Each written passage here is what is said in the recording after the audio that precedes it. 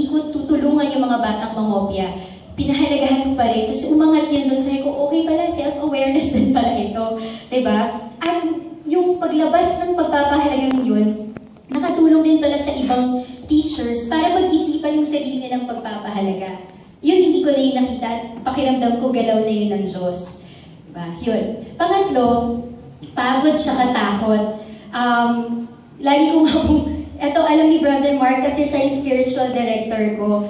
Pero, trabaho ko po ngayon teaching, central office, pero may advocacy work po talaga. Kasi yung pinaka-advocacy ko is to spread stories about teaching. At hindi lang ako. I want teachers to tell their own stories and not just wait for other, diba, media, ganyan na sila pa yung magkukwento.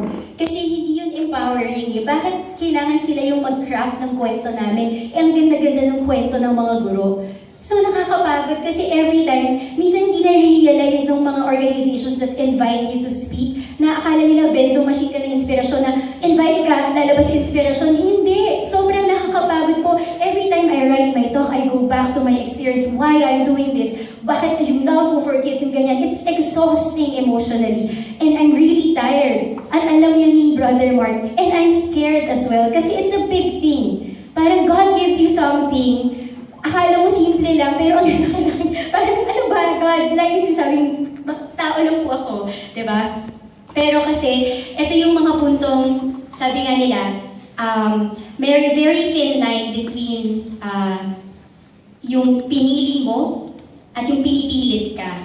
Diba? Isang letra lang po yung pagitan ng pinili at pinilit. Letter T.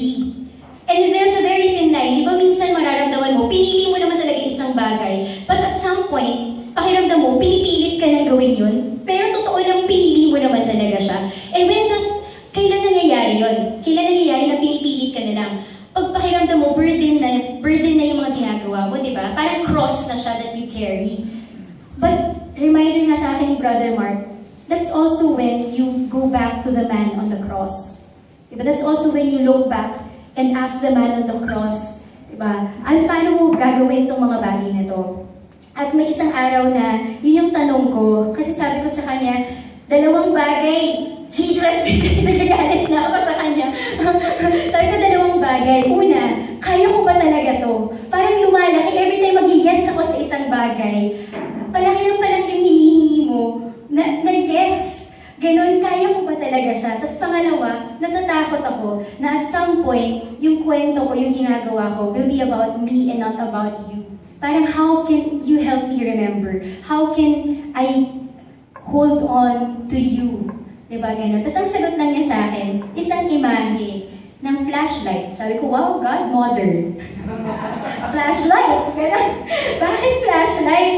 Sabi niya, 3 bagay. Ang flashlight, nakatutok yung ilaw. Hindi naman kalat yung ilaw niya. Sa isang madilim na kwarto, tututok lang yung ilaw niya sa mga bagay. And the thing about that in your life, ganyan, is what's important is what do you illuminate? Saan mo gustong itutok yung ilaw mo? Hindi mo naman itututok yung ilaw mo sa lahat eh. Meron ng bagay na tinututukan mo. At for me, teaching illuminates the stories of my kids. Teaching illuminates their hopes and dreams, the struggles that they have, the struggle to achieve their dreams, di ba? Yun yung inihilawan ko pala sa bawat kwento ko, sa bawat pagtayo ko sa harap ng tao. Hindi ko naman kinakwento ang buhay ko lang. Pero tahing-tahi po doon yung buhay ng mga estudyante ko at yung paghihirap namin pareho to achieve their dreams. Yun pala yung tutok. Tapos sabi niya, Sabs, flashlight, hindi naman magbubukas kung walang magbubukas. Diba? Tapos sabi niya, may humahawak sa'yo at siya yung tumututok ng direksyon. Hindi naman yung flashlight, biglang tututok na lang ng basta, diba? Yung kamay ang magtuturo kung saan itututok. At ako yun. At ang biyaya ng pagod at takot ay ang joy na magpahawak sa Diyos. Na hayaan mo siyang gamitin ka bilang ilaw at itutok yun sa mga bagay na gusto niyang tutukan.